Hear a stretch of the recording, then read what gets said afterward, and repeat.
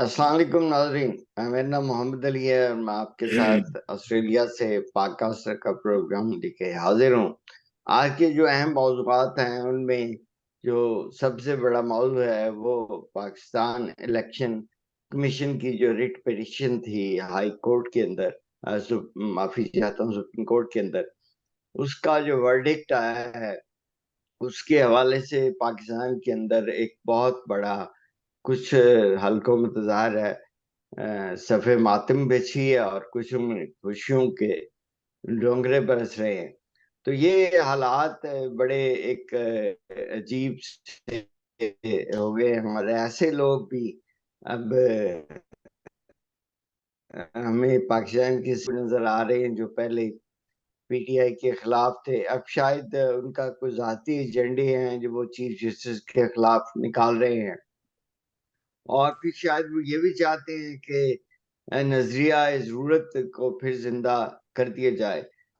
तो अब ये बातें बड़ी अहम हैं कि हमें नज़रिया ज़रूरत के साथ चलना है या कानून के साथ चलना है।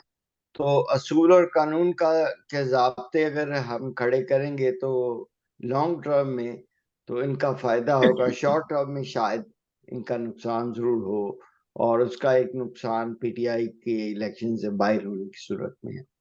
तो बहरहाल एक बड़ा मौज़ू ये है, इसके साथ इलेक्शन का माहौल बना है या नहीं बना और फिर पेट्रोल की कीमतें काफ़ी हद तक कम हुई हैं।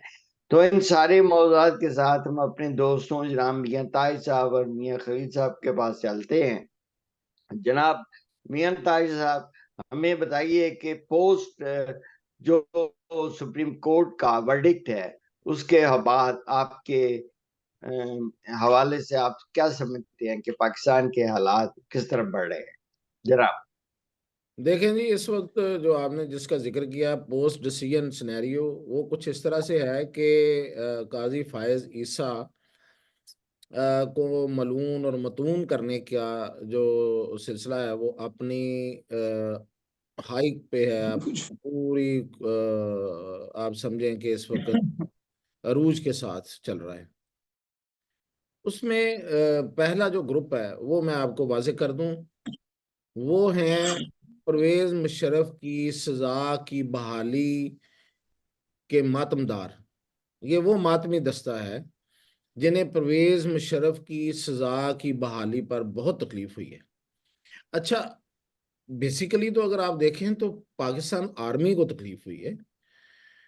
और इसका अगर आपने आज देखा हो मंसूर अली खान का जो वीलॉग है कि उसकी कोई किसी आला फौजी अफसर से मुलाकात हुई है, उसका वो अहवाल बयान कर रहे हैं, तो उस अहवाल में भी इसका जिक्र है कि उसने कहा कि क्या परवेज मुशर्रफ के खिलाफ जो सजा हुई है इस पर अदारे का रिएक्शन क्यों नहीं आया। तो उन्होंने कहा कि अदारे में बहुत ज्यादा रिएक्शन है, लेकिन हमने रोक लिया है क्योंकि हालात बड़े इस तरह के हैं कि उसमें रिएक्शन को नहीं आना चाहिए। तो रोक लिया का मतलब ये है कि जिस तरह से परवेज मुशर्रफ की को निकालने के लिए एक कोर कमांडर मंगला से चल पड़ा था अपनी फोर्स लेके, इस तरह का रिएक्शन नहीं आया, लेकिन रिएक्शन मौजूद है। और ये जो परवेज मुशर्रफ के काजी फायज ईसा के खिलाफ बनने वाले ट्रेंड्स और उनके खिलाफ जिस तरह का प्रोपेगेंडा किया जा रहा है और उन्हें जिस तरह मलाइन किया जा रहा है, ये वही मातमी दस्ते हैं जो फौज ने तरतीब दिए हुए हैं। सादा सी बड़ी सीधी बात कर रहा हूँ। दूसरा, वो लोग हैं जो साबिक जज, मैं नाम ले देता हूँ, साकिब नसूर नसार सॉरी, और फिर इसी तरह एजाजुल एहसन, गुलजार लाल, वो कह रहा था गुलजार अहमद, आसिफ सईद खोसा, और फिर Ijazul Ahsan, Mazahir Ali Ali Akbar Naqvi, so and so on. इस तरह के जो जजेस थे, जिस तरह के वो फैसले कर रहे थे, जिस तरह वो ग्रुप बंदियां करते थे।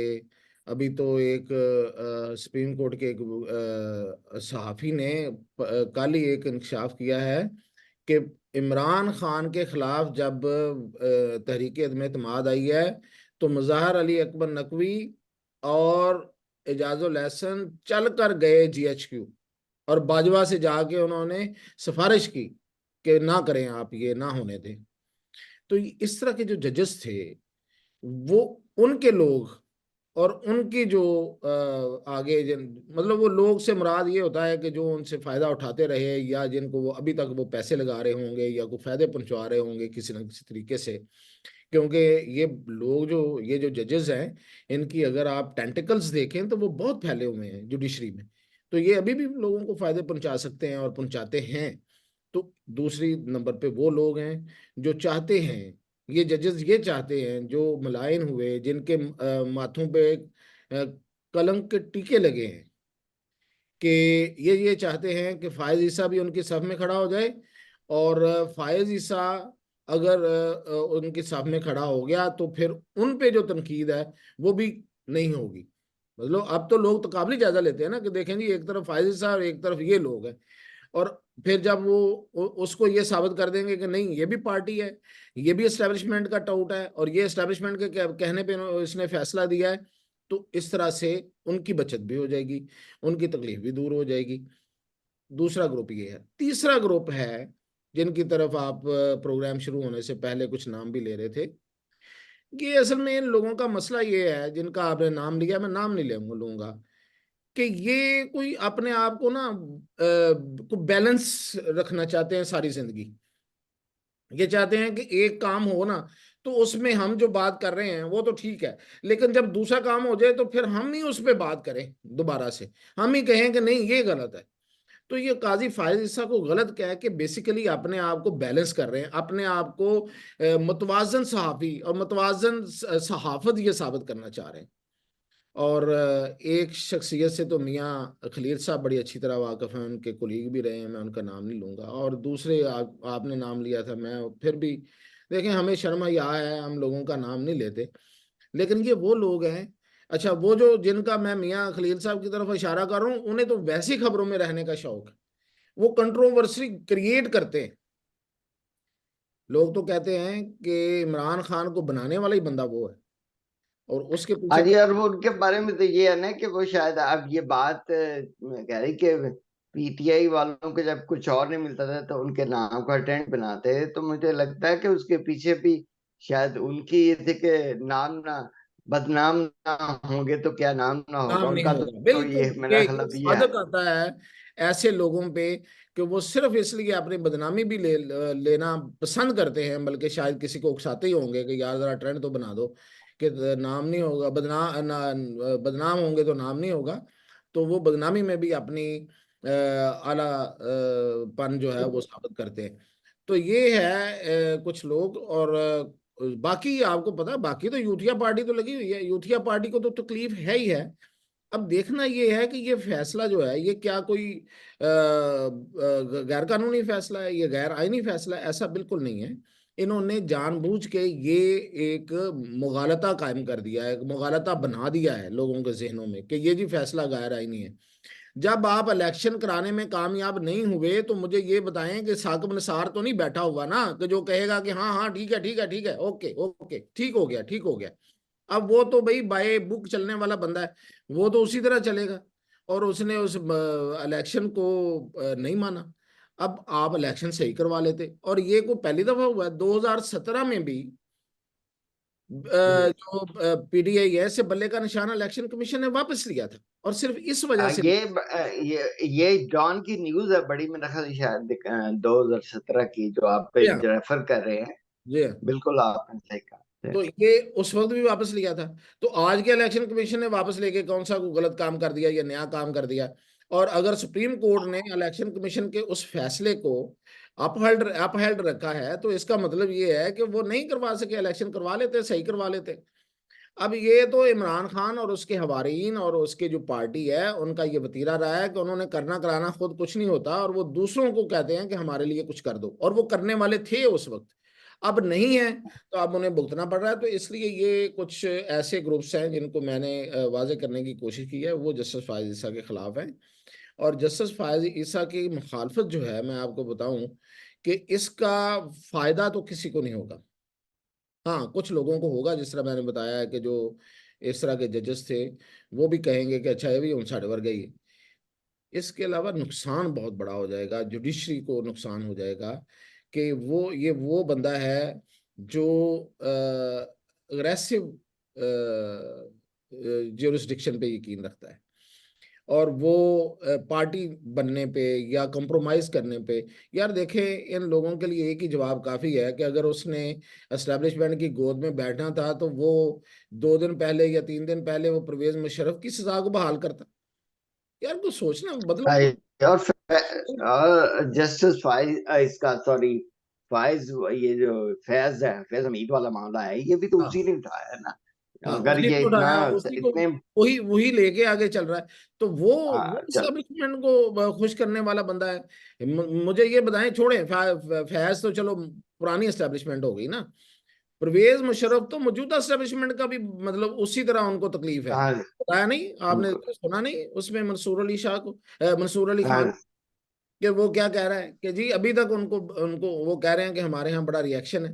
तो ये ऐसा बंदा जो परवेज मुशर्रफ के खिलाफ फैसला दे, उसे ये कहना कि वो एस्टेब्लिशमेंट का बंदा है, तो बेसिकली इनमें बहुत सारे लोग एस्टेब्लिशमेंट में हैं और कुछ जाती मफादात हैं। और तीसरी बात मैं आखिर में, सॉरी, चौथी बात कह दूं कि ये डॉलर का भी एक बहुत बड़ा इशू है। पाकिस्तान हमेशा डॉलर के पीछे भागा है। सॉरी, मैं पूरे पाकिस्तान की बात नहीं कर रहा, लेकिन जो हमेशा अहले हलो अक्द रहे हैं, वो हमेशा डॉलर की तरफ ही भागे हैं। तो अब ये लोग भी उसमें शामिल हो गए हैं, जो नए यूट्यूबर्स, नए तो नहीं खैर, जो यूट्यूबर्स हैं और जिन्होंने करोड़ों रुपया कमाया और जिनके महल्लात बने हैं और जिनके कारोबार ये हैं, जिन्होंने मुंह से बोल के का खाना है, और इतना खाना है कि इनके पेट जो है ना वो भी फट जाए बेशक। तो ये उसकी भी एक मसला है, ये डॉलर। बस मियां साहब आपने बड़ा डिटेल हमें बताया इलेक्शन के हवाले से। आप कुछ जल्दी से हमें जरा बताइए, फिर हम खलील साहब की तरफ चलते हैं कि एक ये इलेक्शन का इलेक्शन माहौल का, बनता नजर आ रहा है, क्या लग रहा है आपको? जी इलेक्शन का माहौल तो बन गया है। और मुबारक हो कि बिल आखिर नून लीग वाले भी निकल आए बाहर। आज उन्होंने पहला जलसा मरियम नवाज ने ओकाड़ा में किया है। बहुत बड़ा जलसा था, नो डाउट। मेरे कहने की ज़रूरत नहीं है, उसकी फुटेज मौजूद है और लोगों ने देखा है कि बहुत वाकई बड़ा क्राउड था उसमें। तो अब ये और बात है कि मरियम नवाज ने वहाँ क्या बोला और कितना इफेक्टिवली उन्होंने किया, लेकिन जलसा अच्छा कर लिया है। अब इसी को इसी तरह जारी रखे, जो मर्जी बोलते रहे। मैंने तो एक दिन पहले भी आपको कहा था कि बिलावल जो है वो पता नहीं क्या अंट शंट बोलता है, लेकिन बोलता रहता है। तो बोलना चाहिए, पब्लिक में जाना चाहिए, बात करनी चाहिए। तो वो उन्होंने शुरू कर दी है। तो माहौल बन गया। इलेक्शन मेरा नहीं ख्याल कि अब किसी सूरत भी रुक रहे हैं। वो सारे के सारे खदशात और वो जो बादल थे उसके खतरात के बादल जो मंडरा रहे थे डिले करने के, वो अब छट रहे हैं, छट गए हैं बल्कि। नहीं जनाब, बहुत मेहरबानी जनाब मियां साहब, आपने हमें बड़ा सैर हासिल आपकी बताई जो काजी साहब के हवाले से। और अल्लाह ताला रहम करे पाकिस्तान के मामलात पे। मियां खलील साहब, पाकिस्तान के अवाम के लिए एक बड़ी अच्छी खुशखबरी है, और वो पेट्रोल की कमी है। ज़ाहिर है इसके जो असरात तो डेफिनेटली आम जिंदगियों पे आएंगे। तो कुछ बताइए जनाब इस हवाले से। इसमें अली बात तो ठीक है, पेट्रोल तो सस्ता हो रहा है, लेकिन जब पेट्रोल महंगा हुआ था तो उस वक्त तो हर चीज के किराए भी, हर चीज की कीमत भी बढ़ गई। गैस के नाम पे, पेट्रोल के नाम पे, हर चीज इंडस्ट्रियल जो प्रोडक्ट थी उनकी कीमत बढ़ी। ताजरों ने बढ़ा दी कि जी हमारा बिल बढ़ गया ये। लेकिन अब उसके बाद पेट्रोल जब 335 रुपए के करीब पहुंच गया था फी लीटर। अब ये आज कम कम होते होते होते 73 रुपीज कम होके पिछले 2 महीने में तो 260 के पास आ गए। लेकिन मार्केट में उसी हिसाब से कीमतें कम नहीं हुई। इसका आवाम को इनडायरेक्ट फायदा जो जो महंगाई मिलती है पेट्रोल की वजह से, इस तरह वो चीज कीमतों में कमी का कोई फायदा नहीं हुआ। हुकूमत इसमें, अगर हो सकता है अगर कोई मुतलब हुकूमत होती तो वो शायद इस पे तवज्जो देती। लेकिन क्योंकि केयर टेकर गवर्नमेंट है, उनके कोई अपने एजेंडे हैं, अपना चक्कर है, इसलिए मैनेजमेंट के हिसाब से इसमें अवाम को बहुत ज्यादा फायदा नहीं हो सकता। सिर्फ डायरेक्ट वो फायदा पहुंच रहा है, जो पेट्रोल खर्च करता था डेली का 2 लीटर, उसको ही 16 रुपए बच गए। लेकिन उस पेट्रोल की वजह से जो चीजों की महंगाई, किराए, हर चीज की कीमत बढ़ी थी, वो नहीं कम हुई। उसके अलावा निगरान हुकूमत ने ये किया कि गैस की कीमत बहुत ज्यादा बढ़ा दी, कोई 300-400% पिछले 1 महीने में। उसकी वजह से अब ब्रेड वगैरह या इस तरह की जो चीजें, जो गैस है, उनकी कीमतों में 20 से 25% इजाफा कर दिया हम लोगों ने कल परसों। एलपीजी की कीमत भी बढ़ गई। वो उनका कहना कि गैस की, हमें पेट्रोल का क्या फायदा, गैस की कीमत बढ़ गई। इसलिए अवाम को जितना फायदा मिलना चाहिए इंटरनेशनल मार्केट में, जो पेट्रोल या गैस की कीमत कम हो रही है, उसी हिसाब से अवाम को फायदा उससे आधा भी नहीं मिल रहा। दूसरा, एक इलेक्शन की वजह से जो मेयर साहब कह रहे हैं कि एक माहौल बन रहा है, उसकी वजह से भी थोड़ा सा एक चीज रुक जाती है। हर चीज, इंडस्ट्री, कारोबार, मार्केट, वो वेट एंड सी इलेक्शन का भी इंतजार करते हैं। उस वजह से भी वो मार्केट में वो रिस्पॉन्स उसका नहीं मिल रहा, जो कीमतों में कमी या रिलीफ का जितना कि मिलना चाहिए। सिर्फ अब यही है कि इलेक्शन अगर हो जाए तो उसके बाद अगर इसी तरह इंटरनेशनल मार्केट में पेट्रोल कम कीमत हुई तो उसका फायदा फिर डेफिनेटली पहुंचेगा। लेकिन इस वक्त बस थोड़ा थोड़ा रिलीफ सिर्फ पेट्रोल की हद तक है, बाकी कोई कीमतें कम नहीं हुई। यही सूरत हाल है अभी तक। ना जनाब, आज के इस प्रोग्राम में हमने कोशिश की है कि जनाब जितने भी अहम मौज़ूआत हैं उनको कवर करें। कुछ इंटरनेशनल मौज़ूआत हैं वो रह गए हैं, लेकिन इंशाल्लाह फिर हम अपने अगले प्रोग्राम में इनको डिस्कस करेंगे। नाज़रीन, इसके साथ ही हम इजाज़त देते हैं। अस्सलाम वालेकुम।